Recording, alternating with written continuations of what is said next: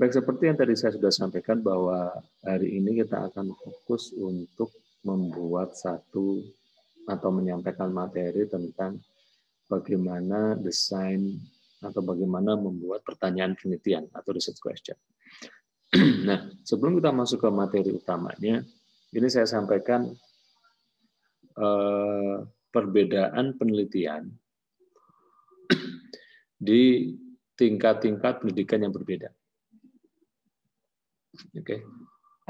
Kalau pada pertemuan minggu lalu saya sampaikan ke Anda apa disebut dengan KKNI, Kerangka Kualifikasi Nasional Indonesia, ya, bahwa penelitian itu sebetulnya tidak wajib atau melakukan penelitian itu sebenarnya tidak wajib untuk mahasiswa sarjana. Tapi fokus mahasiswa sarjana sebetulnya hanyalah pada bagaimana bisa menyelesaikan masalah. Ya, sebenarnya menyelesaikan masalah itu adalah salah satu bentuk riset sederhana. Ketika kita mempunyai masalah, ya, masalah dalam industri misalnya, dan kita harus mengidentifikasi akar masalahnya apa, mencari bahan dan materi yang berkenaan dengan atau data yang berkenaan dengan penelitian tersebut dan kemudian menyelesaikannya. Ya. Nah, sebetulnya S1 hanya sampai ke latihan untuk melakukan penelitian. Oke. Ya, tapi untuk beberapa literatur yang saya temui, ya memang ada perbedaan penelitian atau tingkat penelitian di tingkat pendidikan yang berbeda-beda. Sebagai contoh di sini misalnya yang nomor 1 adalah undergraduate thesis atau tesis untuk saat undergraduate atau biasa di Indonesia kita sebut dengan skripsi. Yang kedua adalah master thesis ya, atau ya tesis untuk S2. Yang ketiga adalah PhD thesis atau disertasi kalau di Indonesia. Artinya kalau di luar S1, S2, S3 yang namanya tesis. Tidak ada perbedaan. Tapi kalau di Indonesia disebut dengan skripsi, tesis, kemudian disertasi. Nah, salah satu hal yang perlu digarisbawahi atau perlu Anda ingat perbedaannya, Anda bisa lihat pada yang warnanya merah, bahwa untuk mahasiswa sarjana atau undergraduate, ya, penelitian tersebut harus mendemonstrasikan kemampuan untuk mengaplikasikan basic research skill. Basic research skill. Skill penelitian yang masih dasar. Nah, karenanya namanya di TI namanya jadi apa? Metode penelitian dasar. Nah, fokusnya untuk apa? Untuk memperoleh broad kompetensi, kompetensi umum. Nah, apa kompetensi umum teknik industri? Anda harus mampu mendesain, mengimprove, menginstal. Artinya sekali lagi saya sampaikan ke Anda bahwa skripsi Anda nanti atau tugas akhir Anda itu harus ada sesuatu yang menunjukkan bahwa Anda mempunyai 1 dari 3 kompetensi tadi. Jadi Anda mengaplikasikan basic research skill ya, untuk menunjukkan bahwa Anda mempunyai kompetensi untuk mendesain sebuah sistem yang terintegrasi, bahwa Anda bisa mengimprove sebuah sistem yang terintegrasi, atau Anda bisa mengimplementasikan satu sistem yang terintegrasi. Artinya apa? Artinya kalau Anda mendesain saja sudah cukup. Anda mendesain sistem informasi manajemen, itu sudah bisa untuk riset S1. Anda mendesain tata letak, ada desainnya, ada sistemnya. Untuk ini sudah cukup. Untuk lulus sarjana teknik industri sudah cukup memenuhi kualifikasi minimum. Oke. Anda mengimprove dalam arti yang sekarang ada menjadi lebih bagus, yang belum ada menjadi ada, itu juga contoh mengimprove. Jadi kuncinya adalah ada basic research skill yang kemudian kita pakai untuk membuktikan atau menunjukkan bahwa Anda mempunyai kompetensi tadi, design, improve, install. untuk teknik industri. Gitu. Teknik yang lain atau disiplin ilmu lain mungkin kompetensinya akan berbeda. Ya. Nah, kita masuk yang kedua, tesis untuk program master. Itu tujuannya adalah untuk mendemonstrasikan kapasitas untuk mengaplikasikan advanced research skill. Research skill tapi yang sudah lebih advance. Oke. Di area di mana orang tersebut tertarik. Fokusnya apa? Fokusnya adalah developing critical thinking. Artinya salah satu ciri tesis untuk master degree itu adalah ada critical thinking. Jadi misalnya kadang-kadang yang bingung apa sih bedanya tesis sama skripsi gitu. Ya kalau skripsi kalau dalam sudut pandang saya asal bisa solving problem ya. Mahasiswa itu solving ada masalah dia selesaikan itu sudah selesai, sudah cukup. Dan cara dia menyelesaikan masalah itu bisa menunjukkan kompetensi umumnya di disiplin ilmu yang dia geluti. Nah, kalau misalnya di S2 itu lebih harus ada critical thinking. Ada sesuatu yang kritis yang dia masukkan ke dalam apa? Ke dalam proses penelitiannya. Jadi kalau misalnya di S1 ada satu kasus, oke. Kasus misalnya penjadwalan gitu. Penjadwalan kemudian diselesaikan dengan per CPM. Entah di project atau di mana gitu. Dengan per CPM. Jadwalnya selesai, keluar jadwal sudah. Ya sudah, itu sudah selesai. Tapi kalau master thesis belum boleh begitu. Harus ada critical thinking. Pertama mulai dari pemilihan metode. Kenapa yang dipilih metode itu? Ya, kemudian kenapa metode itu cocok itu tadi sudah ya. Dan kemudian kenapa hasilnya begini? Bagaimana kalau skenario berubah dan sebagainya? Jadi lebih ada critical thinking. Ini menurut secara umum ya. Kalau KKNI beda lagi. Kemarin saya sudah tunjukkan KKNI. Apa bedanya S1, S2, profesi, dan S3. Gitu. Ya. Nah, kemudian untuk PhD tesis, itu sudah masuk ke ranah bagaimana mereka bisa mengaplikasikan specialized research skill. Kuncinya adalah ada significant dan original contribution to knowledge. Ada kontribusi yang signifikan dan asli yang belum pernah ada sebelumnya. Itu untuk PhD atau doktor. Artinya penelitian doktor itu tidak boleh ada yang sama. Ya. Nah, fokusnya itu apa? Fokusnya adalah mereka harus mengidentifikasi gap. Mencari gap dulu. Mencari gap, dan kemudian menyelesaikannya. Gap di mana? Gap di pengetahuan, di knowledge. Ya, gap di knowledge. Mohon maaf ya, saya agak batuk, jadi mungkin agak mengganggu. Oke. Nah, artinya dari sini akan muncul satu, kalau Anda perhatikan, akan muncul satu perbedaan di mana tingkat-tingkat ini akan memulai penelitiannya. Contoh misalnya, kalau S3, karena tujuan utamanya adalah dia harus mengidentifikasi gap dalam penelitian, ada celah dalam penelitian yang kemudian dia akan selesaikan, maka biasanya mahasiswa S3 ketika dia mulai penelitian, dia mulai dari bab 2. Mengisi bab 2. Dia akan melakukan literatur review dulu. Dia melakukan literatur review untuk mencari apa gap dalam pengetahuan yang belum pernah dilakukan orang.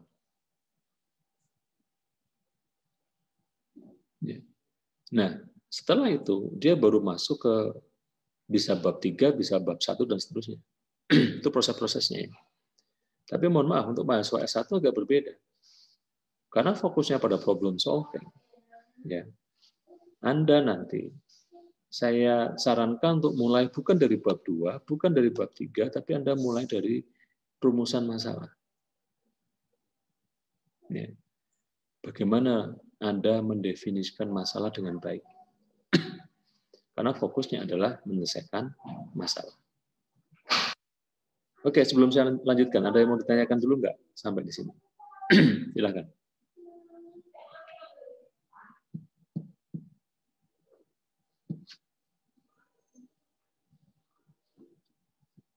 Nggak ada? Baik. Kalau nggak ada, saya akan buka slide yang lain dulu. Ya, kita akan masuk ke materi tentang bagaimana research question.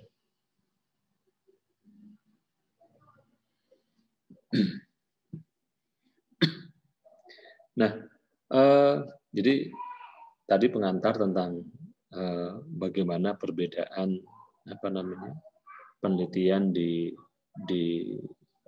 sarjana, master, dan doktor.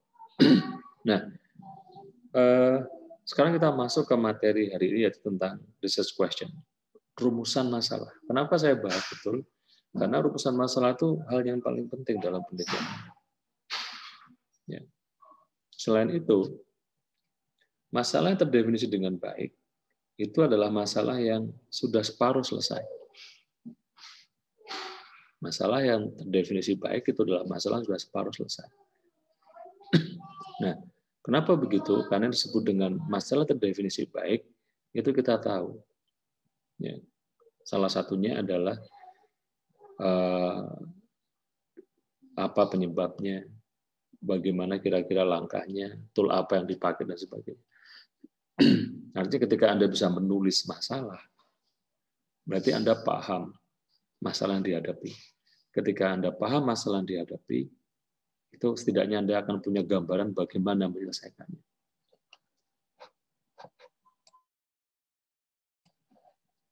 Ya. Artinya kalau Anda pernah belajar pemodelan sistem, ya, ketika Anda bisa menulis masalah atau rumusan masalah Anda, itu adalah model dari masalah di dunia nyata yang Anda hadapi, yang kemudian Anda terjemahkan dalam sebuah tulisan. Artinya tulisan Anda, rumusan masalah itu adalah sebuah model dari sistem yang sistem permasalahan di dunia nyata. Ya. Baik, saya skip dulu. Nah, saya kasih contoh, ini ada contoh rumusan masalah dari bimbingan saya waktu itu, sekitar tahun 2009-2010. Ya, judulnya Anda lihat, yang saya kasih kotak, aplikasi metode Topsis dengan pendekatan fazi dalam permasalahan pemilihan pemasok. Anda lihat rumusan masalahnya dan tujuan penelitiannya. Ya. Nanti saya minta salah satu di antara Anda untuk memberikan tanggapan, ini menurut Anda sudah bagus belum? Ya, kalau sudah bagus di mana? Kalau belum di mana? Nah, rumusan masalah disampaikan adalah bagaimana urutan prioritas pemasok berdasarkan kriteria yang ditentukan oleh perusahaan menggunakan metode Topsis dengan pendekatan fazi. Sekali lagi, bagaimana urutan prioritas pemasok berdasarkan kriteria yang ditentukan oleh perusahaan menggunakan Topsis dan pendekatan fazi. Nah, saya ingin Anda, salah satu dari Anda menyampaikan, akan saya pilih random ya, menyampaikan komentar, ini udah bagus atau belum. Ya, kemudian kalau bagus, kenapa bagus, dan kalau belum, kenapa kurang bagus. Nah, saya coba pilih acak, coba Bagas Suwardana Putra. Komentarnya gimana?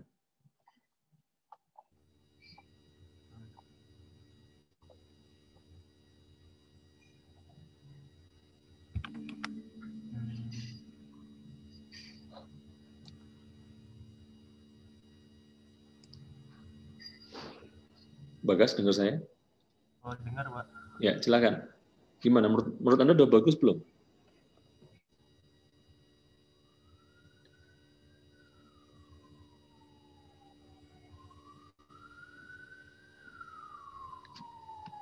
Menurut saya sepertinya udah sih, Pak. Sudah. Sudah mewakili judulnya, Pak. Oke. Ya, makasih Pak Gas. Coba yang lain coba. Sekarang apa ya?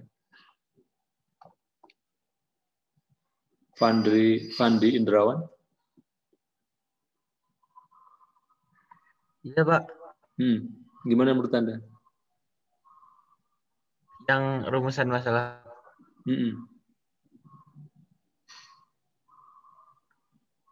Sudah bagus? Kalau menurut saya, Pak, sudah cukup jelas sih, Pak, karena itu kan apa ya, untuk menjawab tujuan penelitian juga dan berdasarkan yang ada di latar belakang gitu sih, Pak. Oke. Nah, sekarang pertanyaan saya, dia bisa menunjukkan kompetensi teknik industri nggak? Ada salah satu aspek desain, improve atau installnya nggak, Fandi? Sebentar, Pak.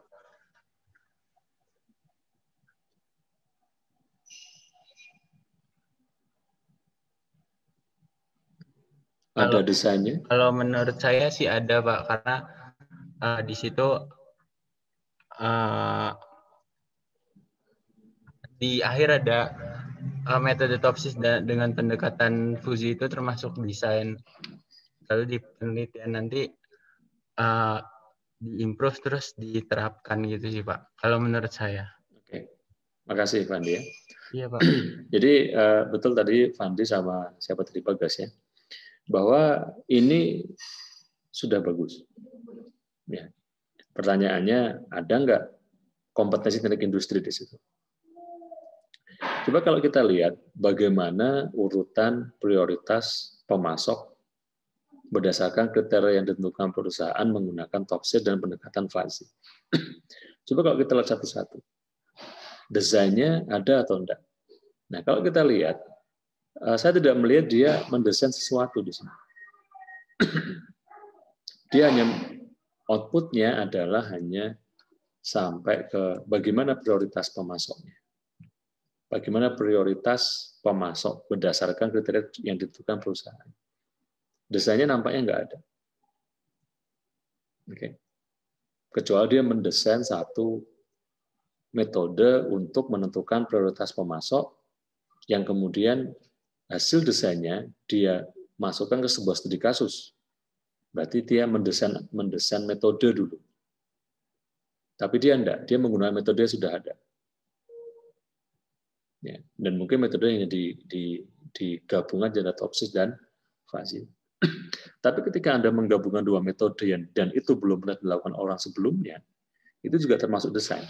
Tapi nampaknya Topsis dan fuzzy itu sudah pernah dilakukan orang sebelumnya. Jadi highlight dia atau yang dia jual di skripsi ini bukan pada desainnya, tapi lebih pada ke improve-nya. Ya. Perusahaan ini sebelumnya dia kesulitan menentukan pemasok mana yang mau dipilih. Nah, kemudian si mahasiswa ini dia melakukan sebuah penelitian ya untuk menentukan prioritas pemasok berdasarkan kriteria yang ditentukan oleh perusahaan. Ditentukan oleh perusahaan. Artinya ada improvement di situ. Improvementnya apa? Dari sesuatu yang mereka nggak tahu jadi tahu. Sesuatu yang belum ada jadi ada. Gitu. Oke, saya minta izin 2 menit sebentar ya. Baik, saya lanjutkan ya. Jadi sesuatu yang mereka awalnya belum tahu bagaimana prioritasnya menjadi tahu. Sesuatu yang belum ada menjadi ada. Berarti kan ada improvement. Ya. Install-nya nampaknya dia tidak sampai ke install, hanya sampai ke ini loh urutan pemasoknya Pak, Bu, gitu. Ya. Dan dia tidak kayak kembalikan ke perusahaan mau mengaplikasikan atau tidak itu di luar skop. Nah, tadi yang saya sampaikan bahwa ada satu catatan bahwa penelitian ini hanya sampai memberikan prioritas, mengusulkan prioritas, tidak sampai mengimplementasikan. Nah, hal seperti itu bisa Anda masukkan ke dalam batasan masalah. Ingat ya, bisa Anda masukkan ke dalam batasan masalah. Ya, bahwa penelitian ini hanya sampai menentukan prioritas, tidak sampai mengimplementasikan. Itu bisa. Ya. Artinya itu bisa menjadi saran nanti di bab 6, ada kesimpulan dan saran bahwa disarankan ada penelitian untuk mengimplementasikan hasil dari penelitian ini ya ke dalam perusahaan tadi. Karena siapa tahu proses implementasinya itu memang harus butuh penelitian lagi. Oke, jadi itu batasan masalah yang pertama yang tadi saya sampaikan. Ya. Batasan masalah yang kedua bahwa model atau hasilnya ini atau kriteria ini adalah kriteria yang hanya ditentukan oleh perusahaan. Itu bisa jadi batasan masalah yang kedua. Ya, jadi kriteria ditentukan oleh perusahaan. Jangan sampai nanti ketika di sini Anda mengeluarkan kriteria dan hasilnya ternyata bagus gitu. Dan ada perusahaan lain yang membaca, kemudian dia pakai kriteria Anda, ya, dan kemudian hasilnya ternyata tidak sama. Nah, untuk menghindari komplain itu ke Anda sampaikan bahwa kriteria adalah kriteria yang ditentukan oleh perusahaan, ya, dan belum tentu itu cocok untuk perusahaan lain. Itu contoh batasan masalah. Ya. Dan itu sekali lagi, batasan masalah itu kemudian bisa Anda explore lagi, kemudian Anda masukkan ke saran. Gitu. Nah, itu contoh yang pertama. Nah, sekarang lihat contoh yang kedua. Ini juga bimbingan saya sekitar tahun 2010, dulu dia lulus. Aplikasi kecerdasan buatan dalam identifikasi jenis sakit kepala menggunakan metode fuzzy multi-criteria decision making. Kalau Anda lihat, ini rumusan masalahnya. Bagaimana merancang dan membuat aplikasi kecerdasan buatan untuk mengidentifikasi jenis sakit kepala. Saya yakin Anda sudah langsung menebak di sini. Merancang, Pak. Betul, ada desainnya.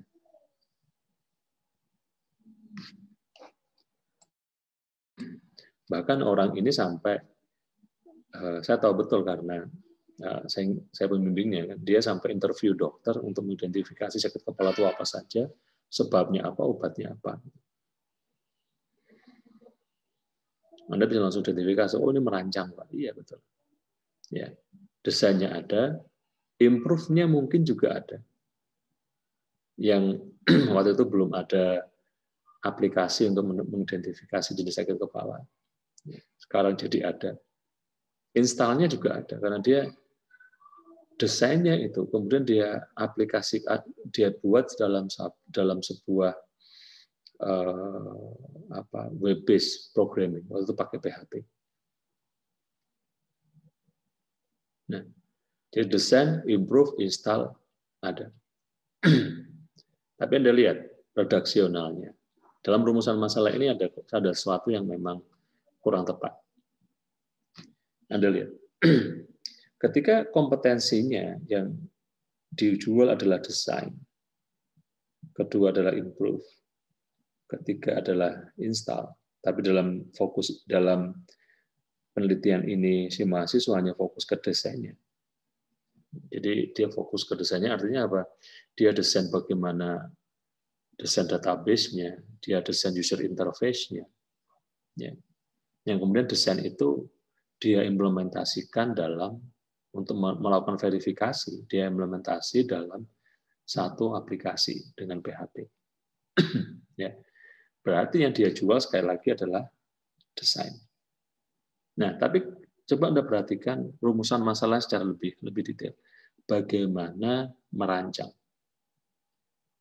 ketika kata bagaimana kemudian diikuti kata kerja, merancang kan kata kerja ya. Maka saya yakin Anda setuju dengan saya bahwa yang ditanyakan adalah proses. Bagaimana merancang. Merancang apa? Merancang aplikasi kecerdasan buatan. Bagaimana merancang aplikasinya.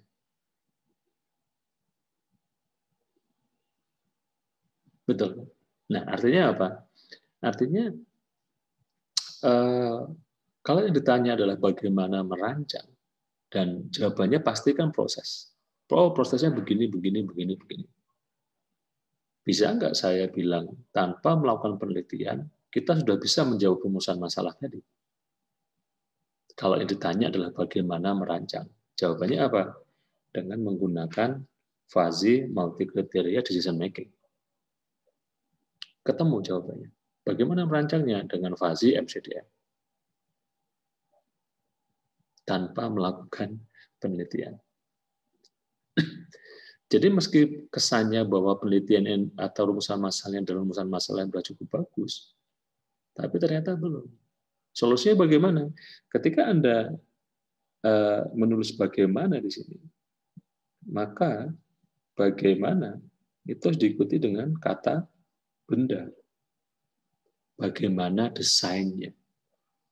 Bagaimana desain aplikasi kecerdasan buatan untuk identifikasi jenis sakit kepala. Ketika bagaimana plus kata benda, yang dia jual kan bendanya ini. Bagaimana desainnya, bagaimana peningkatan produktivitasnya, bagaimana kalau installnya kan bagaimana hasil instalasinya. Ya. Jadi ada satu kesalahan redaksional, ya, satu kesalahan redaksional yang kesannya ini sederhana, bagaimana merancang, ya. Dan outputnya kan rancangan, outputnya kan desain. Kalau dosen yang iseng, itu nanti Anda iseng di ujian itu maksudnya, ya, maksudnya tidak ngejar bahwa ternyata hasil penelitian Anda tidak menjawab rumusan masalah. Itu bisa panjang meski itu bukan sesuatu yang menurut saya pantas untuk jadi bahan untuk berdebat sih. Ya. Tapi itu bisa jadi satu batu kecil yang bisa dalam tanda kutip ketika Anda nanti ujian tesis, ujian pendadaran, itu jadi sesuatu yang bisa panjang. Bahwa dosen akan bisa mengklaim, dosen penguji akan bisa mengklaim bahwa rumusan masalah Anda itu atau hasil penelitian Anda tidak menjawab rumusan masalah. Rumusan masalah Anda hasil penelitian Anda adalah sebuah desain, tapi rumusan masalah Anda menanyakan proses, itu kan nggak ketemu. Ya. Jadi mohon diperhatikan dan hati-hati dalam mendesain rumusan masalah. Kenapa? Tadi saya sampaikan bahwa ketika Anda mempunyai rumusan masalah terdefinisi dengan bagus, itu separuh masalah Anda sudah selesai. Nah, ini bagaimana rumusan masalah itu harus dibuat. Gitu. Jadi kita bisa merumuskan masalah.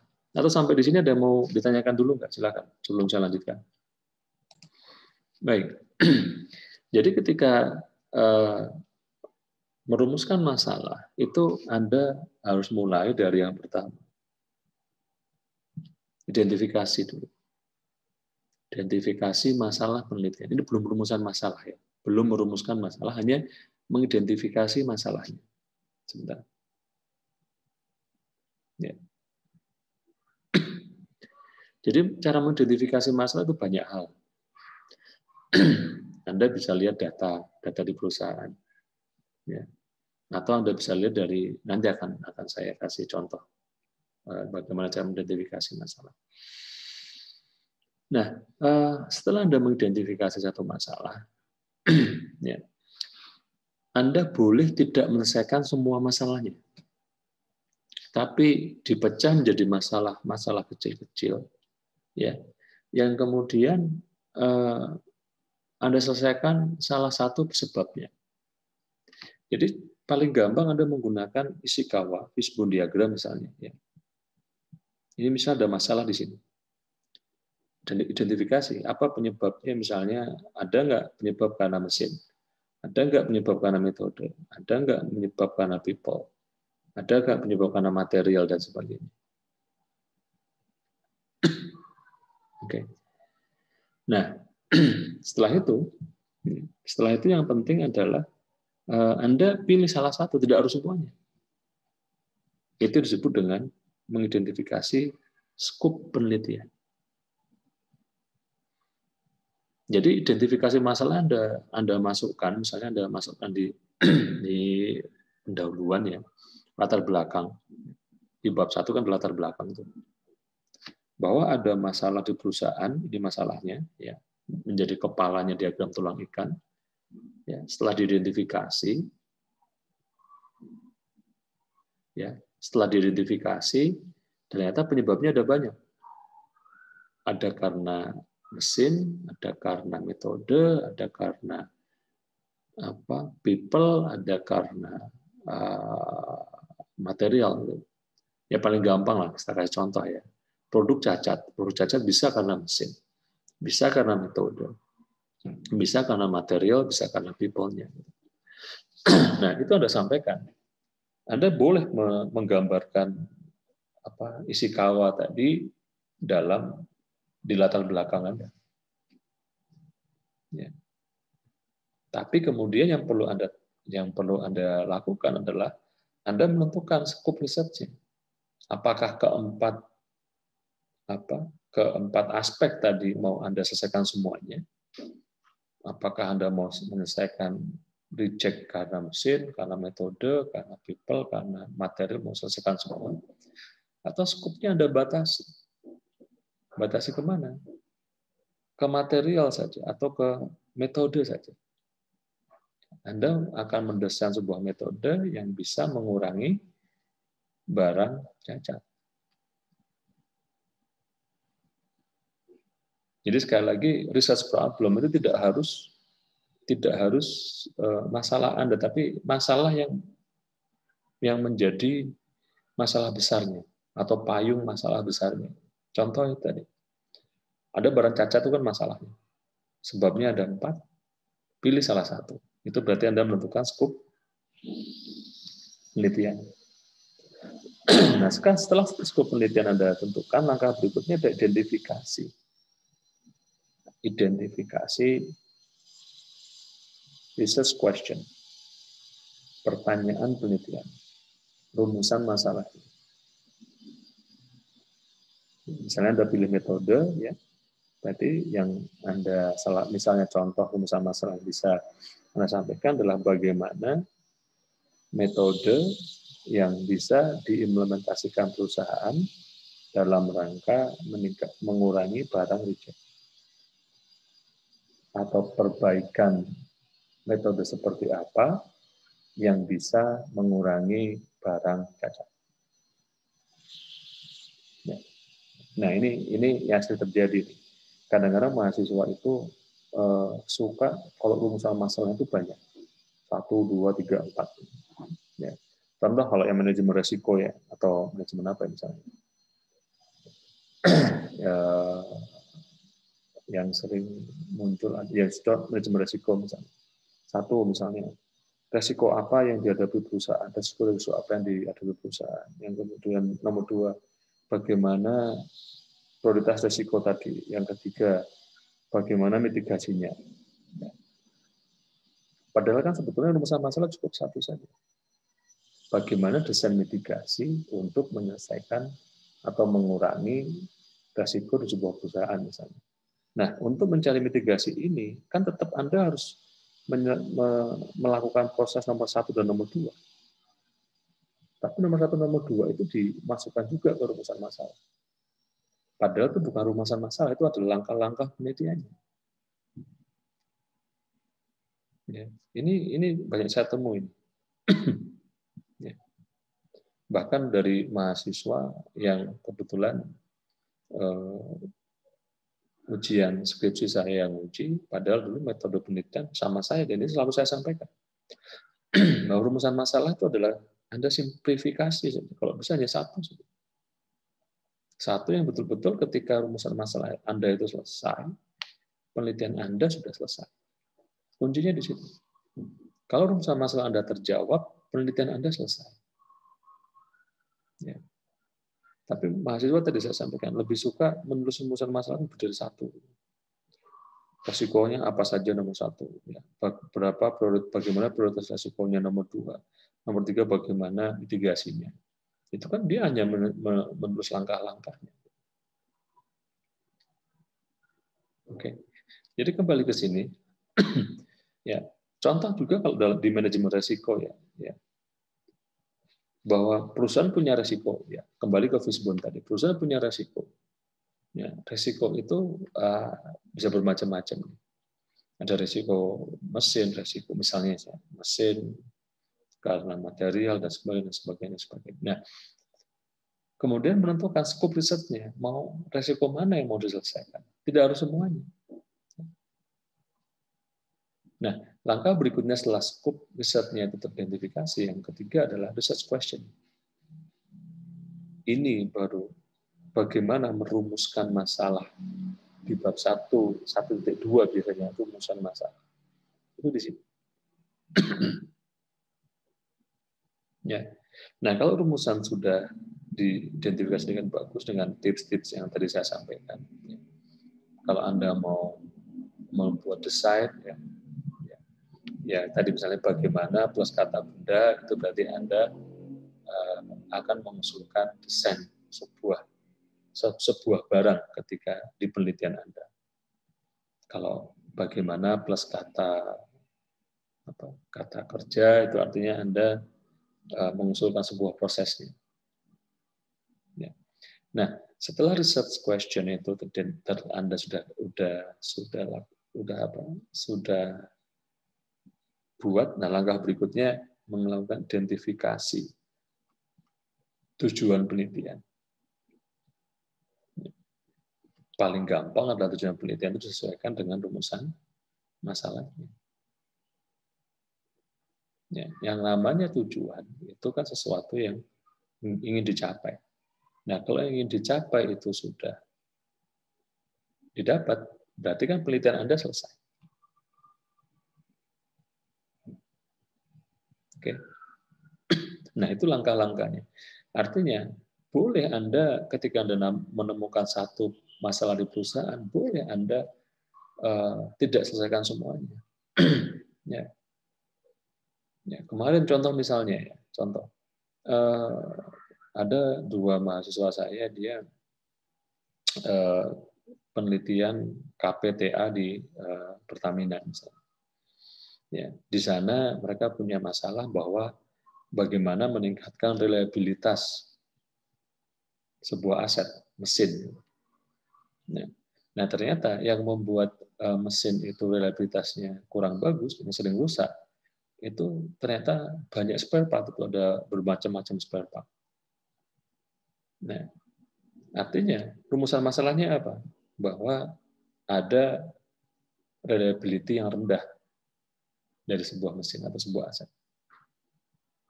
Nah, skopnya kemudian dia kecilkan, bahwa dia hanya ingin meningkatkan reliabilitas mesin dengan mengamati satu spare part kritikal, spare part yang lebih sering rusak, yang paling sering rusak. Dia desain bagaimana metode perawatan untuk spare part tadi. Itu boleh. Artinya riset problemnya dia tentukan, skop risetnya dia tentukan, hanya pada spare part yang kritikal, yang paling sering rusak. Nah, kemudian dia desain research question. Nah, langkah-langkahnya begitu. Oke. Nah, artinya karena rumusan masalah ini berhubungan dengan latar belakang yang ada di bab 1 gitu kan. Berhubungan dengan latar belakang di bab 1, artinya bab 1 latar belakang itu berisi apa yang ada di belakang Anda Ya, ketika Anda memilih masalah ini. Atau dengan kata lain, kita bisa bilang bahwa latar belakang itu adalah dampak langsung ketika penelitian Anda selesai. Jadi dalam kasus reliability tadi, latar belakangnya apa? Bahwa perusahaan ini dia mempunyai sebuah mesin, ya mesin ini reliabilitasnya kurang bagus, atau reliabilitas kurang bagus itu mengganggu kinerja perusahaan. Oleh karena itu penting untuk melakukan sebuah penelitian dalam membantu perusahaan untuk meningkatkan reliabilitas tadi dalam rangka meningkatkan kinerja dari perusahaan. Itu sudah cukup. Kalau lebih meyakinkan lagi, dilengkapi dengan bukti. Bukti apa? Bukti data-data tentang kapan mesin itu rusak. Ya. Kemudian komponen apa saja yang sering rusak. Itu di pendahuluan boleh. Anda tunjukkan data-data tadi. Untuk meyakinkan pembaca bahwa penelitian Anda itu adalah penelitian yang layak dan harus dilakukan. Oke. Nah, setelah Anda latar belakang itu dengan baik untuk meyakinkan pembaca bahwa penelitian Anda itu layak dilakukan, baru Anda rumuskan masalahnya ini. Termasuk Anda bahas di latar belakang skopnya. Kenapa skop itu Anda pilih? Gitu. Jadi misalnya reliabilitas, gitu kan. Perusahaan punya masalah ini. Buktinya apa? Ini buktinya bahwa AC itu reliabilitasnya hanya sekian persen. Targetnya misalnya 90%, tapi reliabilitas dia hanya 85% misalnya. Ada gap, berarti ini ada masalah. Nah, reliabilitas yang tidak memenuhi harapan itu disebabkan karena spare part ini. Nah, spare part ini itu tidak dilakukan semua, tapi saya pilih spare part yang kritikal saja, alasannya ini. Itu kan research scope. Jadi akan lebih bagus kalau langkah 1 dan langkah 2 itu ada di latar belakang Anda. Kemudian identifikasi research question atau rumusan masalah, ya itu ada kalau secara umum di 1.2. Oke, artinya latar belakang tidak harus sesuatu yang muluk-muluk, jangan ngomong era globalisasi, era industri 4.0, itu nggak ada hubungan langsung dengan rumusan masalah Anda. Dalam kasus reliability tadi, dalam rangka meningkatkan kinerja perusahaan di era revolusi industri dan ini itu terlalu jauh lah. Boleh tapi tidak ada dampak langsungnya, dan itu saya kira kalau itu dihilangkan saja tidak mengurangi kualitas dari konten skripsi Anda. Oke, sampai di sini silakan kalau ada yang mau ditanyakan. Saya lanjutkan. Nah, bagaimana kita mengidentifikasi masalah riset? Bagaimana cara mengidentifikasinya? Ya, paling gampang, seperti yang saya sampaikan minggu lalu, ketika Anda ingin mengidentifikasi sebuah masalah penelitian, silakan Anda mulai dari passion. Minatnya di mana? Nggak usah maksa, oh ini lagi tren. Lagi tren, saya pengen ikut teman-teman, karena teman-teman banyak ke SCM, banyak ke manajemen resiko, saya ngikutlah. Kenapa? Contohnya ada. Ya. Jangan begitu. Tapi mulai dari passion Anda. Kalau passion Anda ergonomi, silakan Anda ke ergonomi. Passion Anda ke SCM, silakan Anda ke SCM. Passion Anda kemana, silakan Anda kemana. Ya, itu yang pertama. Yang kedua, Anda bisa mulai dari masalah yang existing. Entah itu masalah sosial, masalah di perusahaan. Jadi mulai dari ada masalah yang kemudian Anda ingin selesaikan. Ya, mungkin dihilangkan saja. Mulai dari masalah. Nah, kemarin juga saya sampaikan, Anda bisa mulai dari riset sebelumnya. Anda baca paper ini menurut Anda, oh ini bisa dilanjutkan.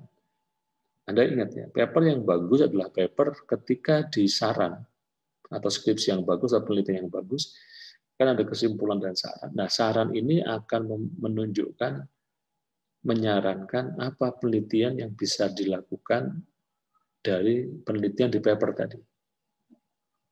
Ya, untuk penelitian lebih lanjut, apa yang disarankan. Itu paper yang bagus atau penelitian yang bagus. Atau riset sebelumnya dalam konteks Anda pengen mengcounter. Jadi misalnya ada sebuah penelitian, Anda nggak setuju sama hasilnya. Anda boleh melakukan penelitian yang sama dengan cara yang sama dan ingin menunjukkan bahwa hasilnya berbeda loh. Ya. Dia tidak harus melanjutkan apa yang disaran, enggak. Tapi ingin menunjukkan bahwa ada sesuatu yang bisa jadi tidak begitu hasilnya. Gitu. Salah sih enggak, ya. Tapi hasilnya mungkin tidak begitu. Bisa jadi hasilnya berbeda gitu ya. Itu dari riset sebelumnya. Atau riset sebelumnya Anda bisa mulai dari hipotesis atau asumsi atau batasan masalah. Ya. Jadi misalnya penelitian dia punya batasan masalah ya, atau asumsi misalnya. Nah kemudian Anda hilangkan satu asumsi. Jadi misalnya satu penelitian atau sebelumnya dia punya 3 asumsi. Ya. Contoh yang paling gampang, EOQ, Economic Order Quantity. Itu kan asumsinya bahwa demand-nya tetap, lead time-nya tetap, harganya tetap. Di dunia nyata, demand tetap, lead time tetap, harga tetap itu hampir tidak ada. Tapi EOQ itu model yang menurut saya cukup matang. Ya. Nah, Anda boleh mengambil satu asumsi. Jadi misalnya, bagaimana kalau saya hilangkan satu asumsi, demand tetap, lead time tetap, tapi harga bisa berubah. Ada nggak perubahan di model EOQ-nya? Atau bagaimana kalau demand-nya berubah, tapi harga sama lead time-nya tetap. Demand-nya aja yang berubah. Bagaimana model EOQ-nya? Ada nggak EOQ yang baru? Itu berarti Anda menghapus satu asumsi yang kemudian Anda mengusulkan sesuatu yang baru. Ya, jadi masalah riset bisa mulai dari setidaknya 3 ini. Ini bukan semuanya, tapi setidaknya Anda bisa mulai dari situ. Minat pribadi Anda di mana? Anda menemukan masalah, atau Anda bisa mulai dari riset sebelumnya. Nah, ini kita bahas sedikit ya. Kalau minat pribadi ya karena rasa ingin tahu. Anda ingin menguji tentang sesuatu, saya minat misalnya di ergonomi gitu. Ya. Mungkin nggak makroergonomi yang selama ini beberapa saya yakin Anda sudah familiar ya, makroergonomi gitu. Ya, makroergonomi tapi diimplementasi untuk desain organisasi. Misalnya, saya minat di ergonomi, tapi saya juga minat di organisasi. Bisa nggak saya implementasikan makroekonomi untuk desain organisasi? Itu kan karena curiosity. Ya. Itu saya belum pernah nemu mahasiswa S1 Teknik Industri penelitian bagaimana implementasi makroekonomi untuk desain organisasi. Bagaimana dengan struktur yang ada sekarang, bagaimana dengan sistem yang ada di sebuah organisasi, orang merasa nyaman. Gitu. Ya. Tapi kalau Anda mau melakukan itu, saya jamin Anda bukan orang yang pertama. Bukan orang yang pertama, karena salah satu mahasiswa S2 saya sudah mulai ngarah ke sana. Dia sudah melakukan proposal beberapa minggu lalu. Tapi nggak apa-apa. Ya. Karena itu S2, kalau S1 Anda mau nyoba, ya boleh. Atau bisa juga mulai dari personal experience, dari pengalaman pribadi. Ya, pengalaman pribadi. Sebagai contoh misalnya, ada mahasiswa yang dia pernah pergi ke rumah sakit, ya, dikasih resep sama dokter, tapi rumah sakit tadi kehabisan obat yang diresepkan. Ya. Artinya dia, kenapa sih rumah sakit sampai kehabisan obat? Dia cari tahu dan akhirnya dia coba selesaikan. Nah, akhirnya muncul penelitian, misalnya Vendor Managed Inventory, VMI, untuk pengadaan obat di rumah sakit. Sudah ada mahasiswa yang kesini dulu, kalau nggak salah bimbingannya Pak Agus Mansur. Tapi saya nggak tahu itu mulai dari pengalaman pribadi atau tidak. Kayaknya dia mulai dari curiosity, mungkin nggak VMA diimplementasikan di rumah sakit, nampaknya begitu. Nah, itu kalau curiosity atau minat pribadi. Yang kedua, ketika ada masalah, saya hilangkan kata sosial. Ya, Anda bisa baca dari media massa, bisa baca dari mana saja, atau ngobrol sama teman. Ya. Atau Anda KP, kemudian Anda nemu masalah, boleh. Ya. Beberapa waktu lalu saya ngisi training ya, yang ikut dari sebuah perusahaan BUMN, yang kemudian dia bilang, Pak, saya punya masalah ini. Ya, beberapa kali biasanya kalau memang saya ngisi training, saya sampaikan, boleh nggak masalah itu kita bantu selesaikan? Saya akan kirim mahasiswa untuk membantu Anda, nanti saya yang supervisi. Mereka senang. Gitu. Ya. Ini saya masih ada beberapa kasus, ya. Masih di Pertamina. Kemarin saya punya data. Saya punya dua, satu di Pertamina, satu lagi di Langga ya di Riau. Jadi kayak pengeboran minyak juga. Tapi ini bukan masalah pengeboran, tapi lebih fokus ke bagaimana mengurangi inventory value. Ya. Datanya saya sudah ada, jadi Anda tertarik nanti silakan bisa email saya. Ya. Datanya sudah ada, tinggal Anda ngolah data dan analisis apa yang terjadi dan bagaimana desain usulan Anda untuk menyelesaikan masalah di perusahaan tadi. Ada 2 perusahaan, datanya saya sudah punya semua. Jadi silakan kalau nanti Anda tertarik, Anda bisa email saya. Jadi seperti tadi, ada masalah yang kita temukan dulu.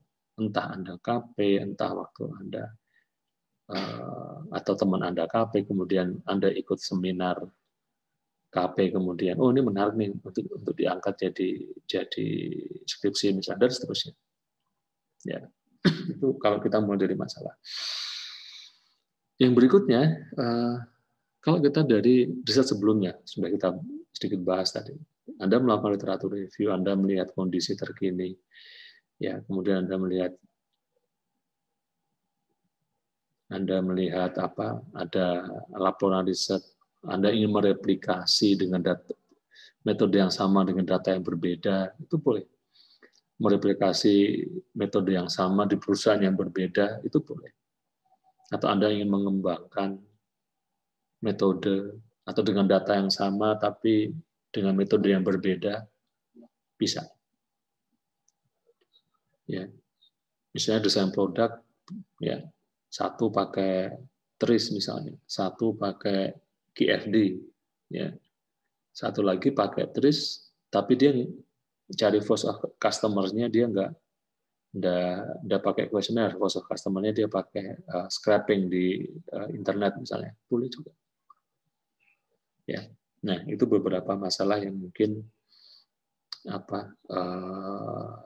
beberapa sumber yang bisa Anda eksplor untuk mencari masalah untuk dirumuskan. Nah, sumber literatur, ya, saya sarankan Anda mulai dari jurnal atau konferensi. Jangan dari buku dan hindari, ya, saya tidak bilang itu tidak bagus ya. Tapi sebisa mungkin Anda, kalau memang Anda butuh literatur, ya, Anda cari dari paper, jurnal atau conference. Ya. Sebisa mungkin Anda hindari skripsi, tesis atau disertasi, karena nampaknya kalau begitu istilahnya godaan untuk plagiasi akan tinggi. Ya. Ya. Nah, saya kira itu dulu untuk pertemuan kali ini. Silakan. Ada yang ingin didiskusikan. Jadi di belakang itu ada salah satu silakan Anda baca nanti ya, bagaimana cara mengidentifikasi masalah, kemudian mengidentifikasi skop masalah gitu kan. Tadi sudah saya sampaikan. Ya, kemudian mengidentifikasi research question dan seterusnya. Contoh saja. Baik, ada yang ingin ditanyakan sebelum saya akhiri?